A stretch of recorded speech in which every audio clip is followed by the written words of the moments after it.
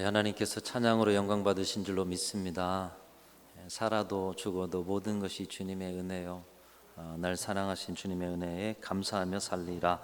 가을이 깊어가는데 여러분의 삶 속에 감사도 깊어가는 그런 하루하루가 되실 수 있기를 간절히 소망합니다.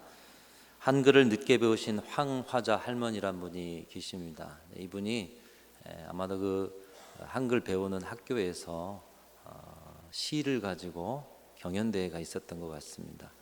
이분이 늦음하게 한글 배우고 시를 지으셨는데 거기서 우승을 하셨다는 거예요. 자, 우리 할머니가 쓴 시, 우리가 무엇을 감사하며 살아야 하는지에 대해서 느끼게 해주는 시인데 제가 한번 읽어보겠습니다. 유방암을 진단받은 나한테 남편이 울면서 하는 말, 5년만 더 살아. 그러던 남편이 먼저 하늘나라로 갔다. 손주 결혼식에서 울었다. 아들이 동태찜 사도 눈물이 났다. 며느리가 메이커 잠바를 사줄 때도 울었다. 오직 한 사람 남편이 없어서. 여러분 글은 늦게 배웠지만 그 마음의 깊이는 누구보다도 깊은 할머니라 생각이 됩니다.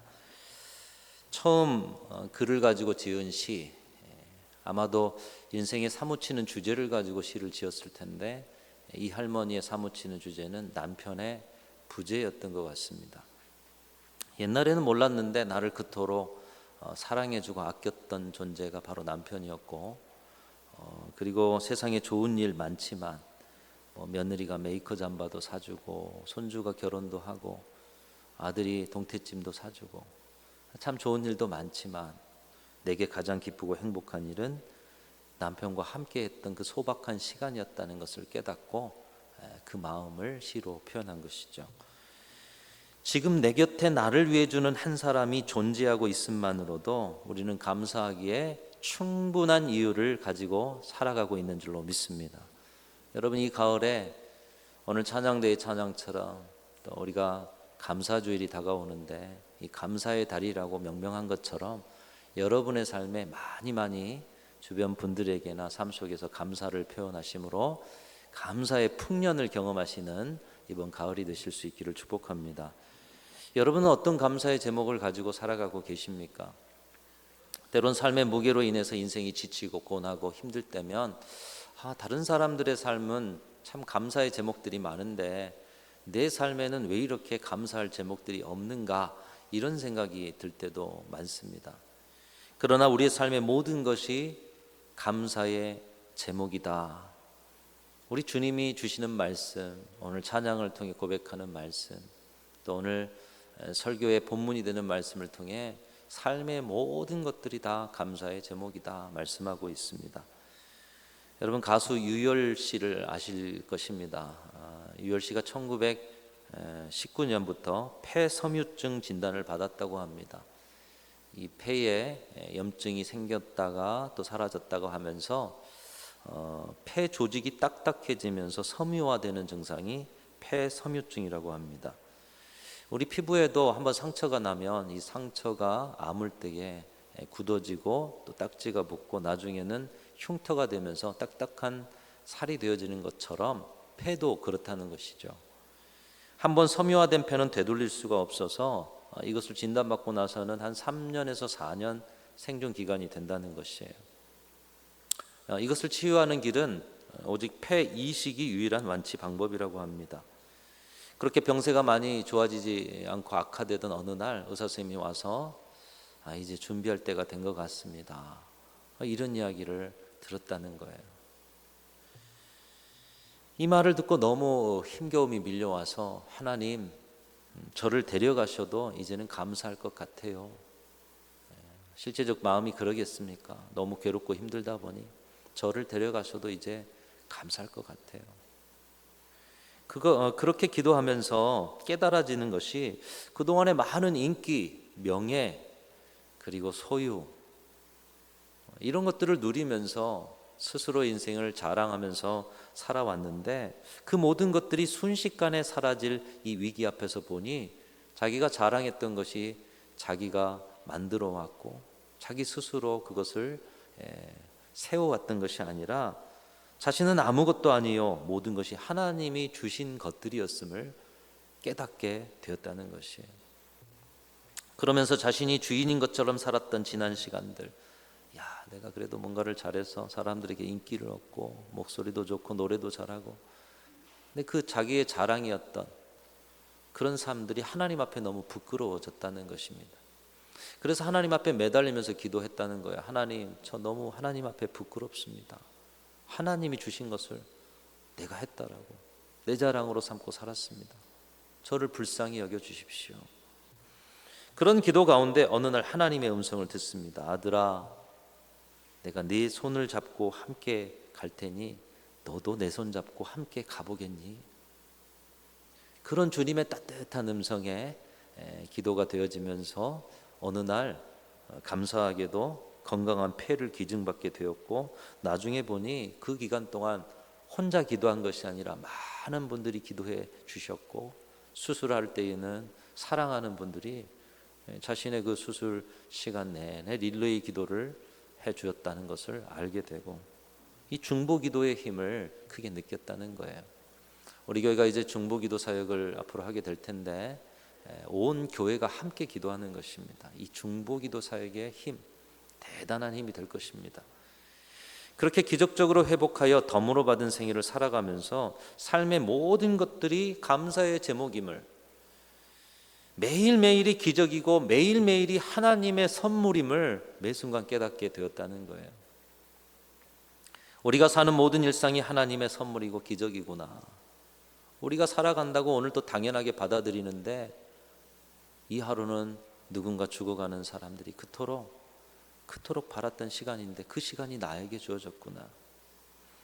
하나님이 보시기에 나같이 초라하고 작은 자도 사랑하신다는데 이 세상에 작고 천한 것이 하나도 없으시겠구나. 그 하나님의 시각에서 보니 감사할 제목들이 너무나도 넘쳐나고, 그래서 감사 제목을 적기 시작했다는 거예요.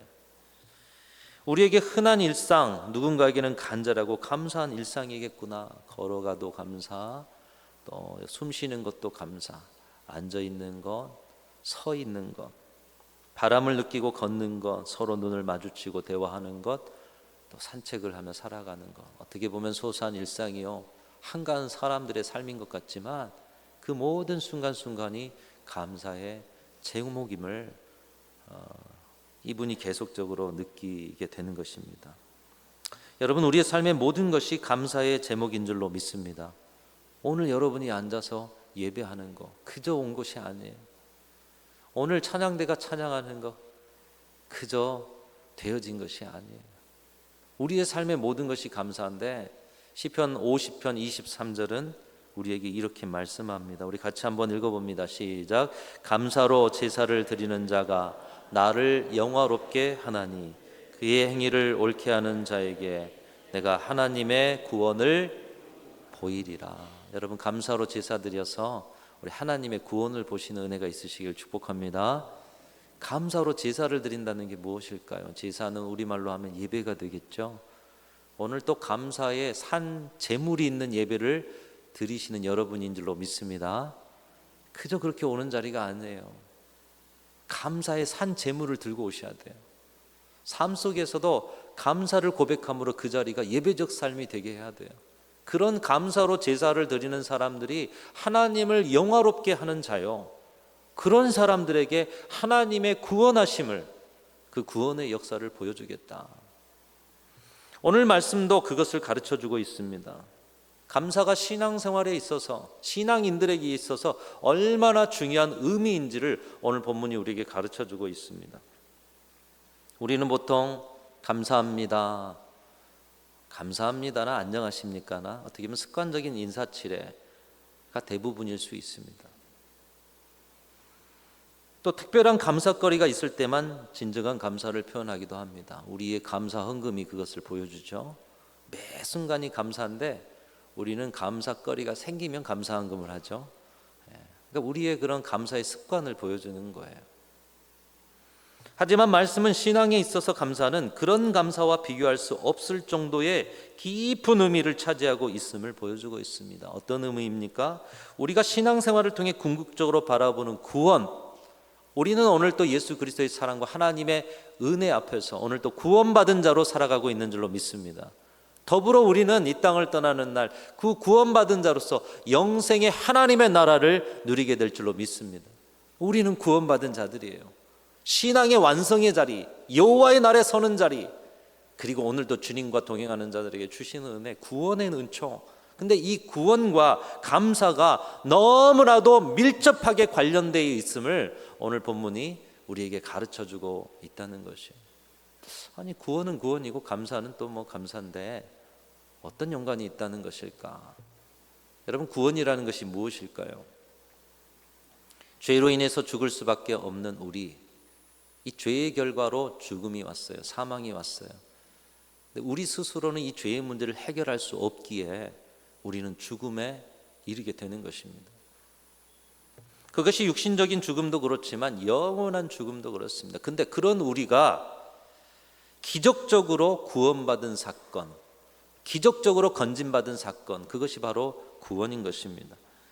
모든 사람이 죄인이기 때문에 어떤 인간도 이 죽음의 덫에 벗어날 수가 없고, 모든 사람들이 다 죄로 오염되었기 때문에 스스로 죄의 문제를 해결할 수도 없는 것입니다. 오직 죄에 대한 해결은 그 모든 죄를 다 씻고 덮을 만큼 순결하고도 고결한 존재가 우리를 위해서 그의 생명을 대신 내어줄 때 우리가 그의 생명을 통해 이 죽음에서 건짐을 받는 방법밖에 없어요. 여러분, 그런데 우리가 이런 죄로 인해서 죽어지는 자리에서 건짐받는 확률이 몇 퍼센트나 되겠습니까? 우리에게는 그런 살아날 확률이 하나도 없습니다. 구제불능입니다. 그런데 그런 우리를 하나님께서 불쌍히 여기시고 하나밖에 없는 독생자 예수 그리스도를 우리를 위한 대속제물, 그를 죽이고 우리를 살리기 위해서 그를 제물로 내어놓고 우리의 생명을 살리는 그 놀라운 사랑으로 인해서 우리가 새로운 생명을 얻게 된 줄로 믿습니다. 이 하나님의 인류 구원의 계획에 복종해서 예수님께서도 친히 자신을 내어주기 위해서 이 땅 가운데 오셔서 십자가에 달려 돌아가시는 그 가장 고통스러운 자리까지 가셨다는 것입니다. 그 사랑과 긍휼, 그 순종과 죽음이 없었다면 우리는 영원히 죽을 수밖에 없는 존재들인데, 그 사랑으로 인해서 우리는 구원받은 하나님의 자녀가 된 줄로 믿습니다. 뿐만 아니라 주님이 오시는 날 어린 양의 혼인잔치에 참여하여 그 구원의 기쁨, 영생의 그 은총을 누리고 주인의 즐거움에 참여하는 놀라운 은총을 입은 구원받은 자들이 저와 여러분들인 줄로 믿습니다. 여러분, 믿으십니까? 이 확신이 우리에게 다 있으시기를 간절히 소망합니다.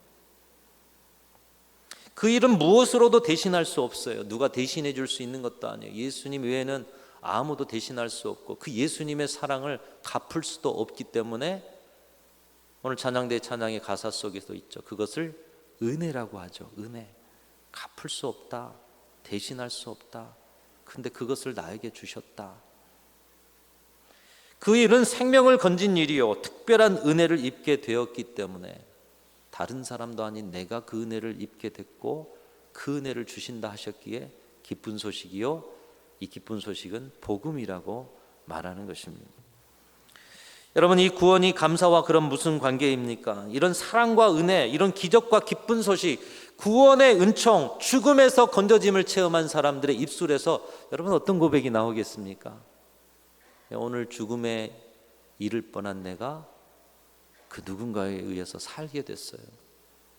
여러분, 그 순간 그의 입술에서 나오는 고백이 뭘까요? 감사합니다. 이 고백 아니겠어요? 진정 구원받은 사람들, 자신이 구원받은 사람임을, 그 은혜 안에 있는 사람임을, 복음의 은총 안에 있는 사람임을 아는 사람은 감사합니다. 이 고백을 먼저 드린다는 것이죠. 순간순간 이미 죽었을 내가 아직도 호흡하고 있음을 깨달을 때 감사합니다. 이미 죽었을 내가 아직도 숨쉬고 있다라는 거, 여러 가지 통증과 힘겨움도 힘겹지만 이미 죽었을 내가 오늘 하루를 더 선물로 받아 숨 쉬고 있다라는 거 감사합니다.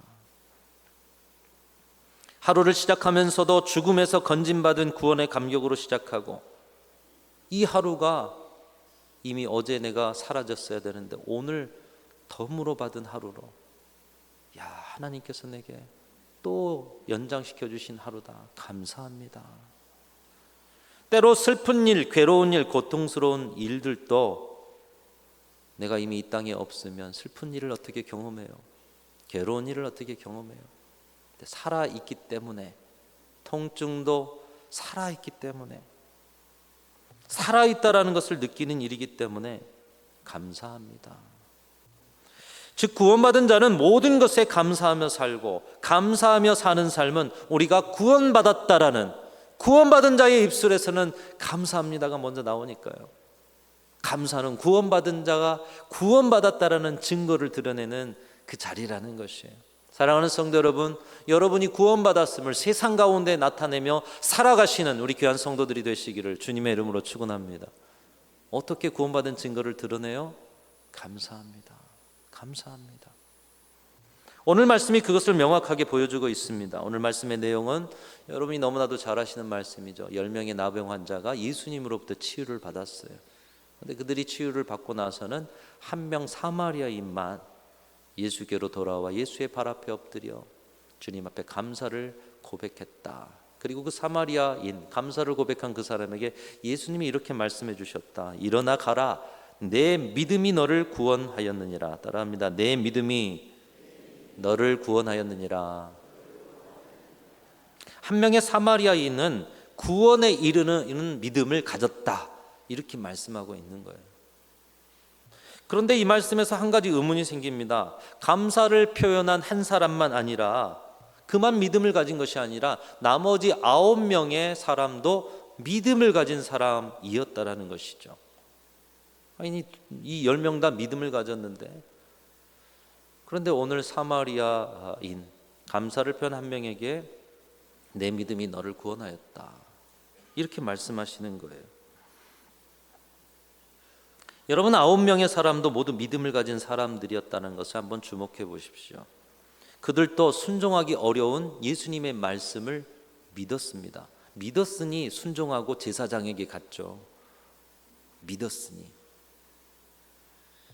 순종하여 제사장에게 갔더니 가는 중에 치유를 받았어요. 그 엄청난 불치병이 치유를 받았어요.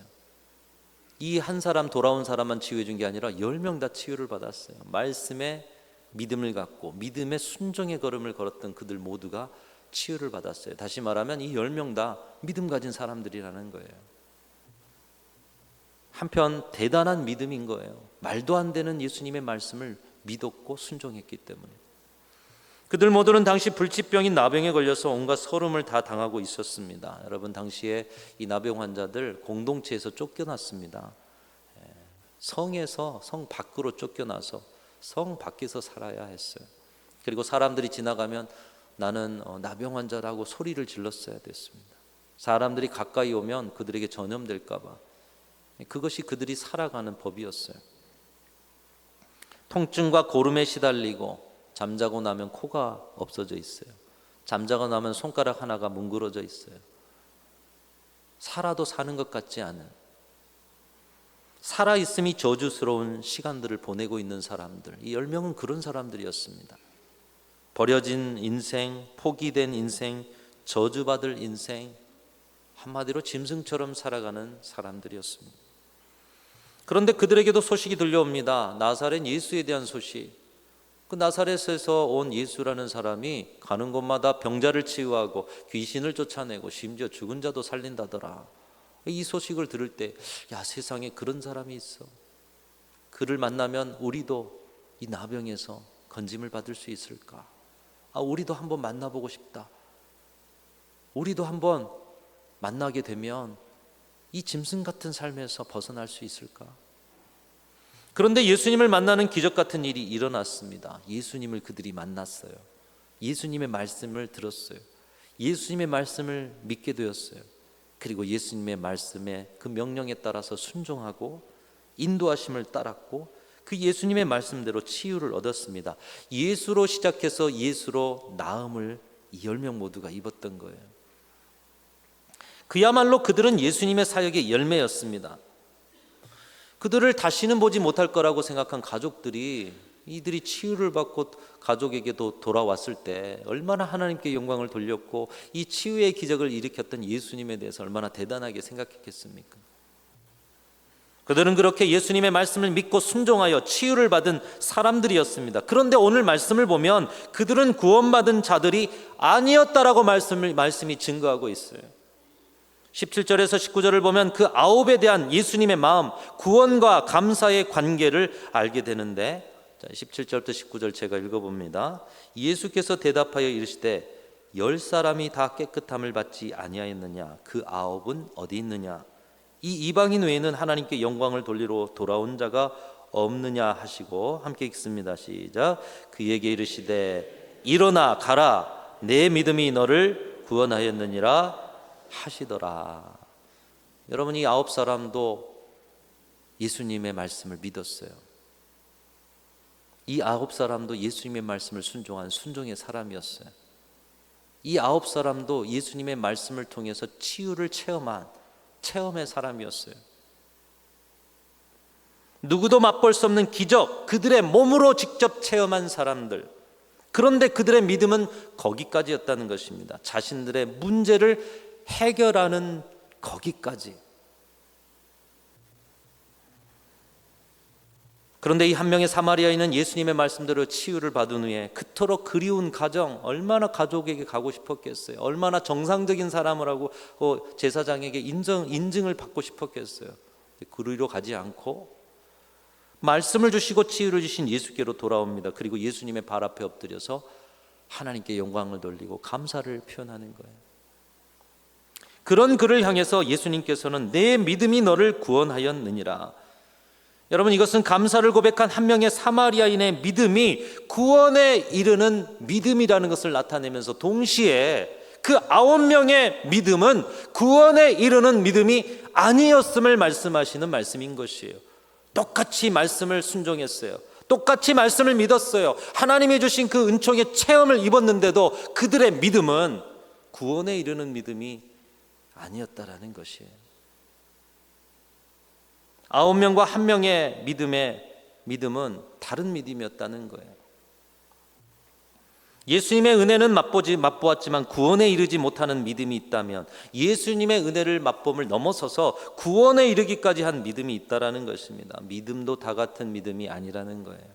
오늘 우리는 한 자리 모여 있으니 오늘의 시대야말로 각 개인이 존중받다 보니 우리의 믿음조차도 다 같다라고 생각하는 경향이 있어요. 점검하셔야 됩니다. 말씀을 통해 비춰보셔야 합니다. 믿음도 다 같은 믿음이 아니랍니다. 똑같이 예수님을 믿었고 똑같이 순종했고 똑같이 체험을 했어도 다 같은 믿음이 아니랍니다. 이 두 가지 다른 믿음의 차이가 무엇일까? 치유자 되시는 예수께로 돌아와 예수님께 감사를 표현했느냐 표현하지 않았느냐로 구분할 수가 있다는 거예요. 감사를 고백한 사마리아인은 예수님을 만나 질병의 치유를 얻으면서 자신이 만난 분이 단지 질병의 치유 정도 하신 분이 아니라 생명의 주관자이심을 깨닫게 된 것이에요. 단지 질병의 문제만이 아닌 생명의 주관자 되신 분 예수 그리스도, 그 생명의 주인이심을 깨닫고 질병의 치유보다도 더한 생명을 얻는 그 일을 주실 그 두려우신 예수님 앞에 다시 돌아가 감사와 경배를 올려드리게 된 것입니다. 시편 50편 23절 말씀처럼 감사로 제사를 드린 것이에요. 감사로 예배한 것이에요. 감사로 주님을 주인이라 인정하고 주님을 나의 왕이라 고백한 것이에요. 그런 그에게 주님은 내 믿음이 너를 구원하였느니라. 같은 믿음 같지만 이 한 명의 감사의 믿음이 구원의 길로 나가게 했다는 것입니다. 앞에서 소개한 가수 유열 씨도 그렇습니다. 기적처럼 질병의 치유로 인도하신 주님의 은혜가 얼마나 감사합니까? 폐가 굳어가고 호흡이 힘들어지고 자기가 가수인데요, 호흡이 안 돼서 노래가 안 돼요. 얼마나 허망한 인생이겠어요. 그러나 치유를 받은 사람들도 때가 되면 이 땅에서 떠날 날이 오는 것이에요. 치유가 영원한 것이 아닙니다. 가수 유열 씨에게 질병의 치유도 감사한 일이지만 비교할 수 없을 만큼 감사한 것은 그 질병과 치유의 과정을 통해서 우리 인생의 주인, 생명의 주인이신 하나님 아버지를 만나는 것. 인생의 아름다운 것들을 가득 채워주신 인생의 주인이신 하나님을 깨닫고 알게 되는 것. 이것이 가수 유열 씨에게 더 큰 은혜요 감사의 제목이었다는 것이죠. 그로부터 인생의 모든 것이 달라지게 보입니다. 모든 게 하나님의 은혜예요. 모든 게 기적이에요. 숨 쉬는 것조차 모든 게 하나님의 선물입니다. 질병의 치유도 감사하지만 삶의 모든 것이 감사했고 지금은 그 감사를 가지고 주님을 전하고 증거하고 있는 이 구원받은 자의 기쁨을 가지고 살아가고 있다라는 거예요. 그 중심에 무엇이 있느냐? 구원받은 자의 감사가 있다라는 것이죠. 사랑하는 성도 여러분, 삶의 모든 것을 하나님께서 주셨다면 여러분을 살아가시는 하나님께서는 여러분에게 가장 좋은 것으로, 가장 합당하고 온전한 것으로 주지 않으셨겠습니까? 그것을 믿는다면 삶의 모든 것을 감사하며 살아가실 수 있기를 주님의 이름으로 축원합니다. 무엇보다 오늘도 구원받은 하나님의 자녀가 되어서 우리는 새로운 생명으로 살고 있어요. 은혜 받은 자로 살고 있어요. 덤으로 받은 생애 또 하루를 또 한 주를 살아가고 있습니다. 그러니 감사하지 않을 이유가 어디 있겠습니까? 감사는 구원받은 자의 당연한 삶이요 삶 속에서 주님의 발 아래 엎드려서 감사의 산제사를 드리며 우리는 살아가야 한다는 것입니다. 사랑하는 성도 여러분, 이번 가을과 남은 생에 여러분 감사하면서 구원받은 자의 증거를 세상 앞에 보이며 살아가실 수 있기를 주님의 이름으로 축원합니다. 감사는 그저 우리에게 뭔가 좋은 것이 왔기 때문에 감사가 아니라 이미 우리는 삶의 모든 것 주님으로부터 받아 선물로 누리는 인생을 살고 있다.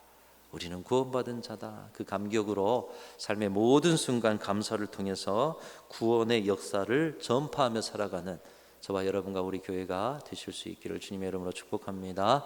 하나님 아버지 감사합니다. 이미 구원받은 자로 내게 주신 모든 것이 감사요 하나님의 선물이요 은혜임을 고백하게 하시니 감사합니다. 구원받은 자의 감격을 잊지 않고 오늘도 내일도 계속하여 그 감격으로 세상 앞에 구원의 감격을 전파하며 살아가는 복된 성도들 다 되게 하여 주옵소서.